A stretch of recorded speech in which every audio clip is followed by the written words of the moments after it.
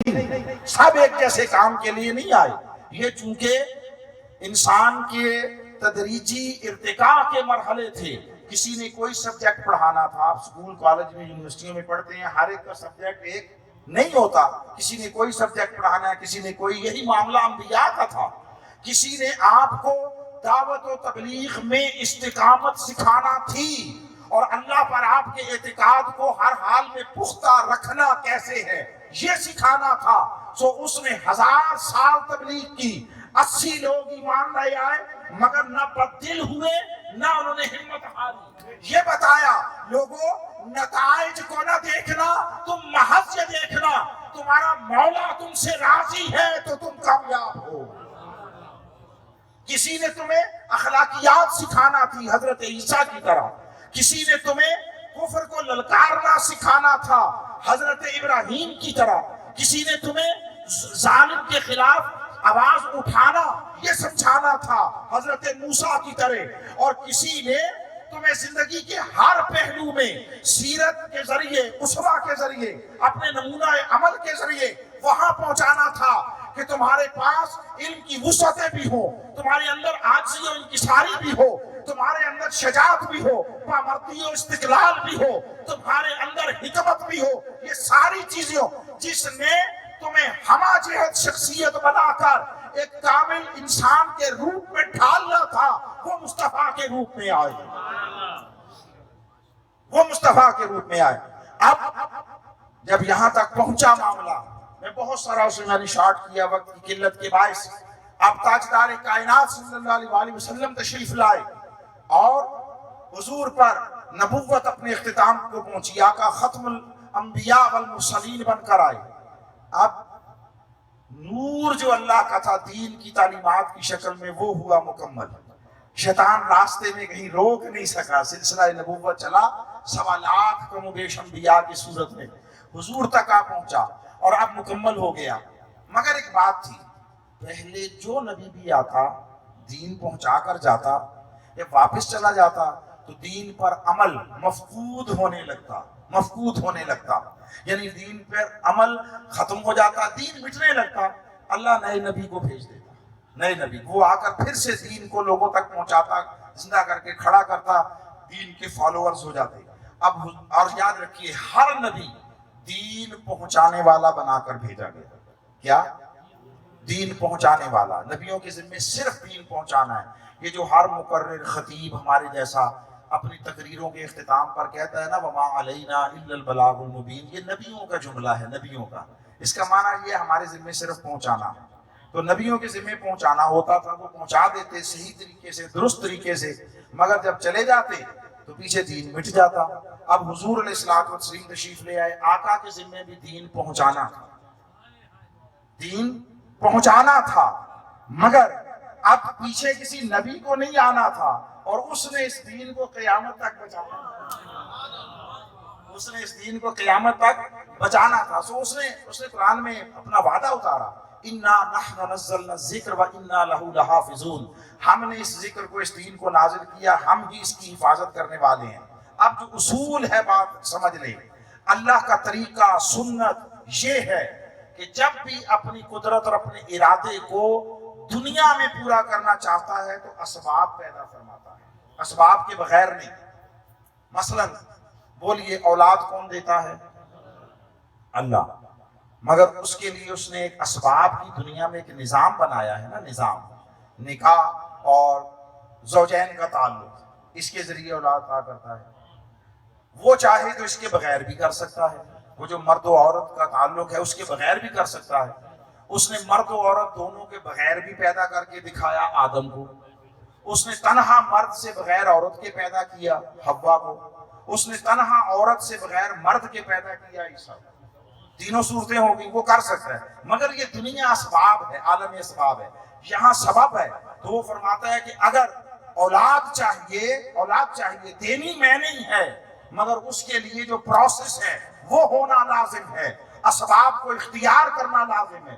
کوئی شادی بیاہ کرے نا اور وہ پیر صاحب کے پاس آ گئے, تعویذ دو ہو جائے گی اولاد. بولیے نا, وہ پیروں کا انکار نہیں ہے, میں پیروں کا ماننے والا ہوں، سنی ہوں، لیکن ایمان سے کہیے نا، وہ جو اللہ کی طرف سے فطری تقاضا ہے نظام اور اسباب کی سطح پر، وہ پورا کیے بغیر تعویذوں سے ہوگا، دعاؤں سے ہوگا، چلوں سے ہوگا، کم درودوں سے ہوگا؟ نہیں ہوگا۔ پہلے وہ اپنے حصے کا کام کرنا ضروری ہے، پھر اس کے بعد کوئی اور ہیلا اختیار کیا جائے، پہلے وہ کرنا لازم ہے۔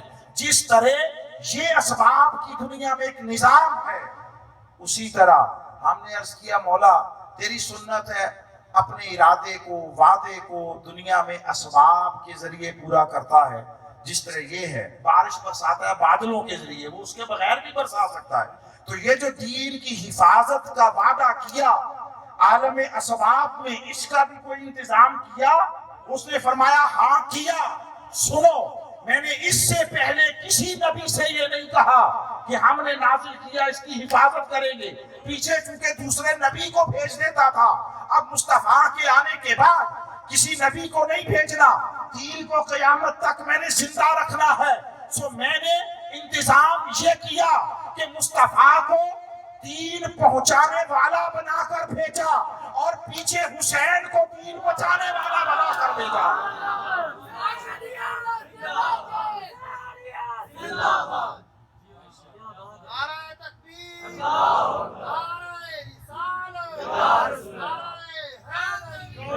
اس کی حکمتیں اور اس کے ارادے فقط وہ جانتا ہے، مگر میں ایک جملہ کہنے لگا کہ انہی میں سے ہے جس کو پسند آئے رکھ لے، جس کو نہ پسند آئے رکھ دے، چھوڑ دے۔ نہ کوئی جھگڑا نہ کوئی فتویٰ، جھگڑا ہمارا مزاج نہیں ہے، فتوے لگاتے نہیں ہیں، فتووں سے ڈرتے بھی نہیں ہیں۔ جس کا جی فتویٰ لگانے کو جی چاہے لگائے، ہماری طرف سے ایسا کچھ نہیں ہے۔ 100 فتوے لگاؤ، جواب میں کچھ نہیں کہیں گے، کچھ نہیں کہیں گے۔ یاد رکھیے آدم سے عیسیٰ تک ہر نبی کا پہنچایا ہوا دین اس لیے مٹ جاتا تھا کہ کسی نبی کو حسین نہیں ملا تھا۔ مصطفیٰ کا دین اس لیے نہیں مٹ سکتا کہ مصطفیٰ کو حسین عطا کیا۔ وہ حسین زندہ ہے کہ کلام پڑھ رہے تھے، وقت ہوتا میں بہت ساری تشریح کرتا، مگر سنیے ایک بات فقیر کی ذہن میں بٹھا لیجئے ہو سکے تو، یاد رکھیے یہ دین اپنے وجود میں، اپنی دعوت میں محمدی ہے۔ کیا ہے؟ محمدی ہے۔ اعلان نبوت سے بعثت سے لے کر 10 محرم 61 ہجری تک جس نے کلمہ پڑھا وہ مصطفیٰ کے پہنچائے ہوئے دین میں داخل ہوا۔ اعلان نبوت اور بعثت سے 10 محرم 61 ہجری تک جس نے کلمہ پڑھا اور اس دین میں داخل ہوا وہ مصطفیٰ کے پہنچائے ہوئے دین میں داخل ہوا۔ ابو بکر رضی اللہ تعالیٰ صدیق اکبر وہ مصطفیٰ کے پہنچائے ہوئے دین پر تھے، فاروق اعظم مصطفیٰ کے پہنچائے ہوئے دین پر تھے، عثمان غنی مصطفیٰ کے پہنچائے ہوئے دین پر تھے، علی شیر خدا مصطفیٰ کے پہنچائے ہوئے دین پر تھے، حسن و حسین مصطفیٰ کے پہنچائے ہوئے دین پر تھے، مگر 10 محرم 61 ہجری سے آج تک اور قیامت تک جو کلمہ پڑھے گا اور اس دین میں داخل ہوگا وہ حسین کے بچائے ہوئے دین پر ہوگا۔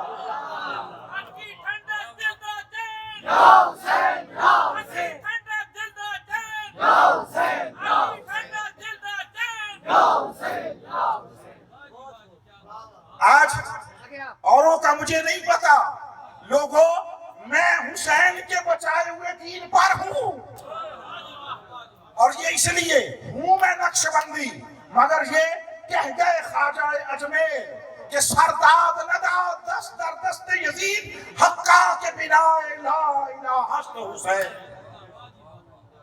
میں نے آپ کو عرض کیا، بس میں اختتامی مرحلے کی طرف جا رہا ہوں۔ لوگوں جب کربلا کا وقت آیا اور آقا علیہ السلام دین مکمل کر کے، اور یہ آیت اتر گئی الیوم اکملت لکم دینکم واتممت علیکم نعمتی وردیت لکم الاسلام دینا، اور اتمام نور خدا ہو گیا، تو شیطان نے چاہا، اس نے کہا اب نبی تو کسی نے نہیں آنا، اگر اس دین کی جڑ اکھاڑ دوں تو قیامت تک پھر دنیا میں اس کا نام لیوا کوئی نہیں رہے گا۔ اس نے دین مصطفیٰ کی جڑ پر حملہ کیا، اس نے دین مصطفیٰ کی بنیاد پر حملہ کیا۔ اور وہ کیا تھا کہ اس نے وہ ادارہ جہاں سے دین اور کوئی بھی نظام زندگی اس نے نافذ ہونا ہوتا ہے اس کو قابو کیا، اس کو قابو کیا۔ جب تک امپلیمنٹیشنل فورس نہ ہو، جب تک قوت نافذہ نہ ہو، دنیا کا کوئی نظریہ اپنے نتائج نہیں دے سکتا۔ وہ صرف تجاویز ہوتی ہیں، وہ صرف کتابوں میں لکھے ہوئے الفاظ ہوتے ہیں۔ جب وہ عملاً معاشرے میں نظام بن کر نافذ ہوتا ہے تو پتہ چلتا ہے کہ اس کے اثرات اور اس کے نتائج کیا ہیں۔ اس نے اس ادارے پر حملہ کیا، اس نے دین مصطفیٰ کی جڑ پر حملہ کیا۔ جب اس نے مصطفیٰ کے دین کو ہمیشہ ختم کرنے کے لیے اس دین کی جڑ اور بنیاد پر حملہ کیا تو رب ذوالجلال نے حسین کو کھڑا کیا۔ حسین نے شیطنت کی جڑ پر حملہ کیا، وہ مصطفیٰ کے دین کی جڑ نہ اکھاڑ سکا، حسین نے شیطنت کی جڑ اکھاڑ دی۔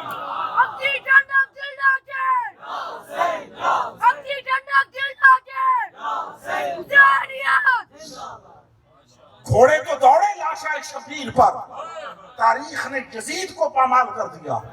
حسین نے وہ حقیقی تصور دین جو وہ ختم کرنے جا رہا تھا، اور اس کا کیا معنی؟ تم پڑھو نمازیں، تمہیں روکتا ہے کوئی؟ تم کرو حج، تمہیں روکتا ہے کوئی؟ تم کرو تسبیح، کوئی منع نہیں کرتا، مگر وہ جو دین کی قوت نافذہ ہے وہ منافقوں کے ہاتھ میں رہے، وہ بے دینوں کے ہاتھ میں رہے۔ جہاں سے دین نافذ ہونا ہے وہ بےایمانوں، جاہلوں، ڈاکوؤں، رہزنوں کے ہاتھ میں رہے۔ تم اپنے اللہ اللہ کرو، تم قرآن پڑھو، پڑھاؤ، درس دو، حفظ کرو، یہ کرو۔ اس وقت حسین اٹھے اور حسین نے یہ تصور دیا، لوگوں دین ثواب نہیں ہے، دین ثواب نہیں ہے۔ مجھے نہیں معلوم آپ اس طرح کے الفاظ سننے کی عادی ہیں یا نہیں۔ اللہ کی عزت کی قسم، دین خدا و مصطفیٰ وہ ثواب نہیں ہے، یہ از اول تا آخر سراسر انقلاب ہے۔ یہ فرد کی شخصیت میں آئے تو اسے دنیا کی سب سے بڑی طاقت بنا دیتا ہے، یہ قوموں کی زندگی میں آئے تو انہیں اقوام عالم کی قیادت کے منصب پر بٹھا دیتا ہے۔ دین میں جامعیت ہے، دین میں جرت ہے، تو ہم ثوابوں کے پیچھے مرتے ہیں۔ حسین کو دیکھیے، 50,000 گنا اجر والا مقام مسجد نبوی وہ ہے، اور حسین یہ جا رہا ہے 50,000۔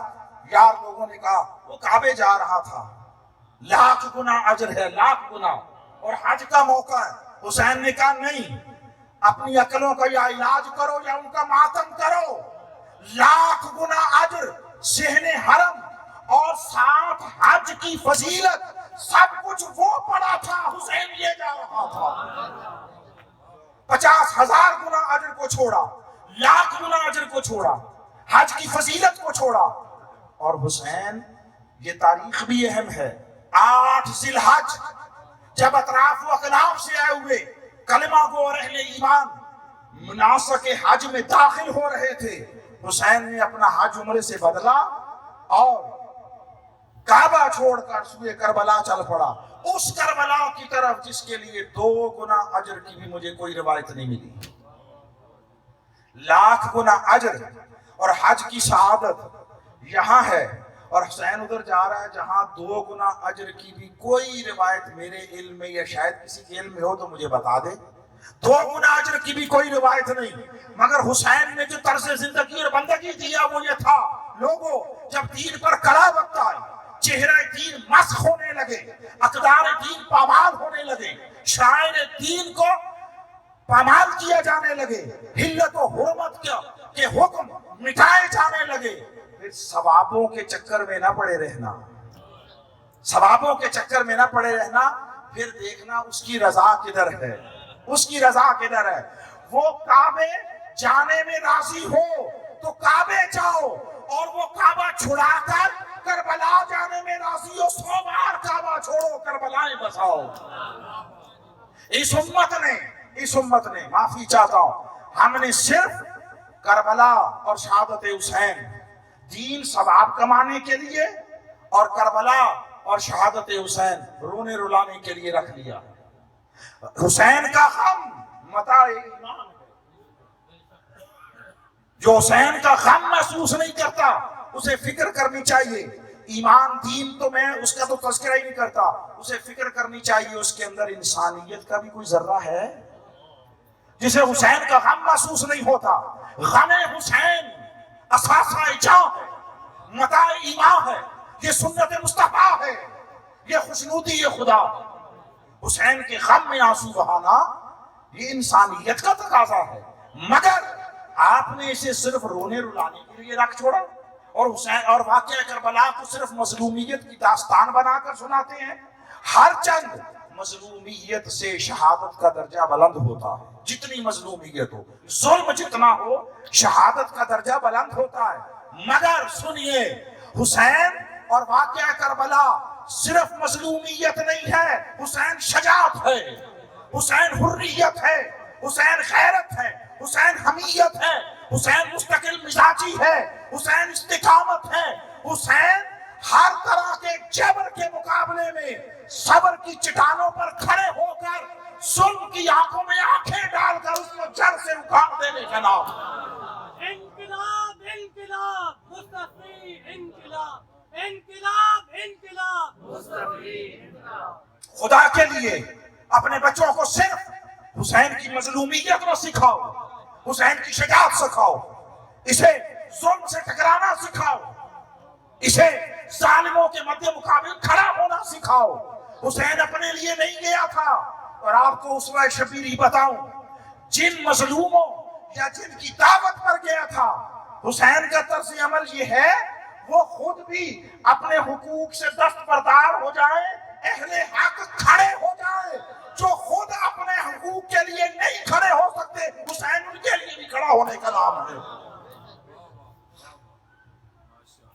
تم نے بے حسی کو دین سمجھ لیا.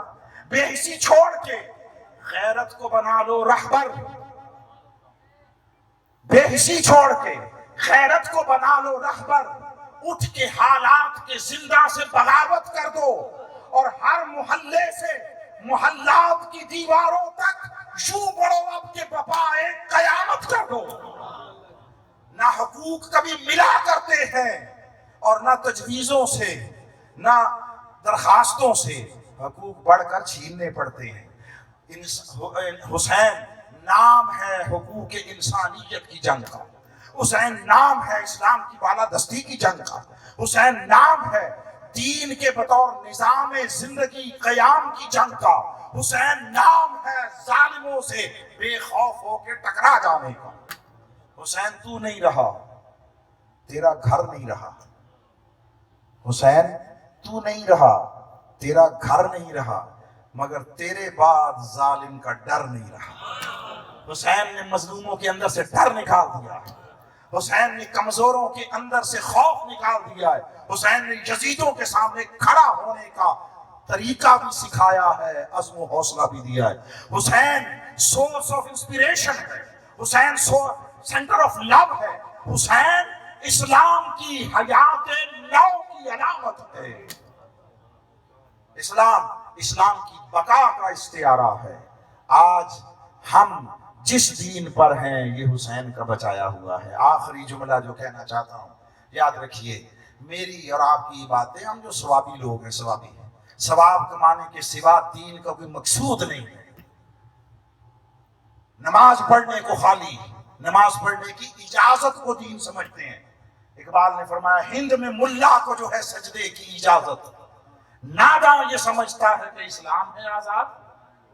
اور بیٹھے زیادہ مشائخ اعظام ہیں سارے یہ الحمدللہ حسینی, اس لیے سنانے میں حرج نہیں سمجھتا کہ ہند میں ملا کو جو ہے سجدے کی اجازت, ناداں یہ سمجھتا ہے آزاد اسلام ہے آزاد. محکومیوں مسکینیوں نومیدی یہ جاوید, جس کا یہ تصوف ہو وہ اسلام کا ایجاد. اسلام مفلسی کے ساتھ اکٹھا نہیں ہوتا. اسلام اور غلامی و محکومی اکٹھے نہیں ہو سکتے. اسلام اور ذلت و رسوائی اکٹھے نہیں ہو سکتے. اسلام اور محرومی و محتاجی اکٹھے نہیں ہو سکتے. یہ ملا کا دور غلامی میں تخلیق کردہ اور پرورش کردہ نظریہ ہے۔ اسلام ہر حال میں عزت کا نام ہے، آزادی و خود مختاری کا نام ہے، حریت کا نام ہے، شجاعت کا نام ہے۔ تو ہم جو ثوابی لوگ ہیں، ہماری نمازیں، عبادتیں مقام سے فضیلت پاتی۔ بولیے کس سے؟ مقام سے۔ آپ گھر میں اگر ایک نماز پڑھیں گھر میں تو بولیے ثواب ہے یا نہیں؟ ہے نا، جتنا بھی ہے ثواب تو ہے۔ اچھا، آپ ایک نماز گھر میں پڑھ لی، اس کا بھی کچھ ثواب ہے، اگلی نماز مسجد میں جا کے پڑھی، بولیے ثواب برابر ہے؟ نہیں، بدل گیا نا۔ کیوں؟ مقام بدل گیا، مقام بدل گیا۔ نماز اتنی، مشقت اتنی، کلمات اتنے۔ میں بڑا شارٹ کر رہا ہوں۔ آپ نے ایک نماز اپنے علاقے کی مسجد میں پڑھی، اگلی نماز مسجد اقصیٰ میں پڑھی، بولیے ثواب برابر نہیں۔ کیوں؟ مقام بدل گیا۔ آپ نے ایک نماز مسجد اقصیٰ میں پڑھی، اگلی مسجد نبوی میں پڑھی، بولیے ثواب برابر۔ آپ نے ایک نماز مسجد نبوی میں پڑھی، اگلی کعبۃ اللہ میں جا کے بیت اللہ میں پڑھی، بولیے ثواب برابر۔ مشقت وہی، نماز وہی، کیوں بدل گیا؟ مقام بدلنے سے۔ بات سمجھ آ گئی نا؟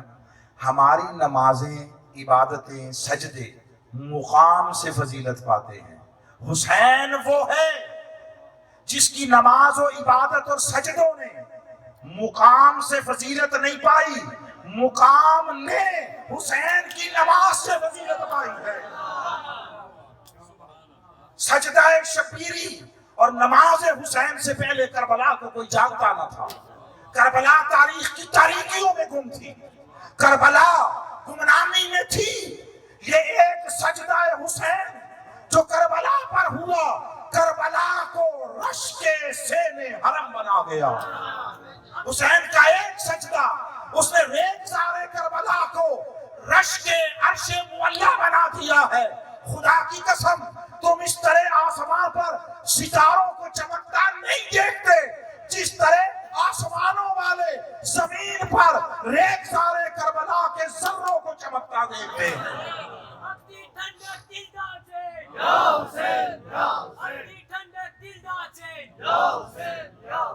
حسین دین کی تابندگی کا نام ہے، حسین دین کے تمام و استمرار کا نام ہے۔ تو یہ سجدہ حسین تھا۔ ملا ادھر ادھر داغ بناتا پھرتا یہ، اور اس کو محراب کا نام دیتا ہے۔ اور محراب یہ کالے رنگ کے نشانوں کو نہیں کہتے، یہ خدا جانے کس شے کی کالک ہے جو ملتے پھرتے ہو۔ محراب، میں سچ کہہ رہا ہوں، یہ جذبات میں نہیں کہہ رہا، محراب اس چشمہ نور کا نام ہے جو زہد و ورع اور مبنی بر اخلاص، عبادت و بندگی کے ذریعے اندر سے پھوٹتا ہے، اور وہ بندہ جدھر سے گزر جائے اطراف و اکناف روشن ہو جاتے ہیں۔ محراب کی تاثیر تک نہیں ہو، محراب کی تاثیر دادا گنج بخش علی حجویری کو دیکھو، داغ نہیں تھا، محراب تھا۔ محراب کی تاثیر تک نہیں ہو، حضرت بابا فرید الدین مسعود گنج شکر کو دیکھو، داغ نہیں، محراب تھا۔ پیر مہر علی کو تکو، ان کی تو تصویر مل جائے گی نا، پچھلوں کی تو نہیں ملے گی، ان کی تصویر تک لو، داغ نہیں تھے، محراب تھے۔ اس لیے کسی نے کہا داغ سجود تیری پیشانی پہ بنا تو کیا، وہ اتھے جو داغ بڑھا کے دینی، مل مل کے رگڑ رگڑ کے ہم نے دیکھا، اللہ کی عزت کی قسم آنکھوں سے دیکھا اپنی۔ چٹائی پہ مسلح پہ جاتے ہیں، رگڑتے ہیں، پوچھا کیوں؟ کہا ذرا چھیتی بڑھسی، چھیتی بڑھسی۔ داغ سجود تیری پیشانی پہ بنا تو کیا، کوئی ایسا سجدہ کر زمین پہ نشان رہے۔ ہائے ہائے ہائے۔ حسین نے کربلا کی زمین پر وہ سجدہ کیا ہے جس کا دھارا نور، جس کا چشمہ نور قیامت تک اہل ایمان، اہل محبت ان کے دلوں کو منور کرتا رہے گا۔ اس لیے اقبال نے کہا تھا، خیرہ نہ کر سکا مجھے جلوہ دانش فرنگ۔ اور یہ انگریزاں نے یہ بے حساب ترقی، مادی، یہ وہ سارا، اس سے میری آنکھیں چندھیاتی نہیں ہیں۔ خیرہ نہ کر سکا مجھے جلوہ دانش فرنگ، سرما ہے میری آنکھ کا خاک مدینہ و نجف۔ مدینہ و نجف سے محبت کرو. کعبہ وہ اوریجن ہے، وہ اوریجن ہے، وہاں سے اسلام پھوٹا ہے اور کربلا سے ایمان بچا ہے.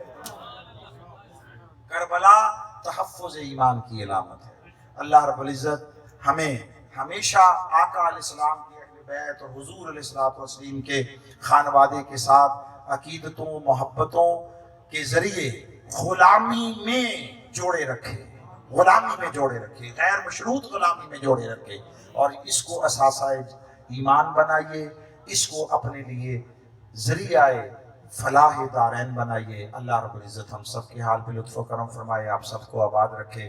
میں ان شفقتوں محبتوں کا شکر گزار بھی ہوں اور ان کے ہمیشہ قائم رہنے کی اللہ کی بارگاہ میں التجا بھی کرتا ہوں. والسلام علیکم ورحمۃ اللہ وبرکاتہ.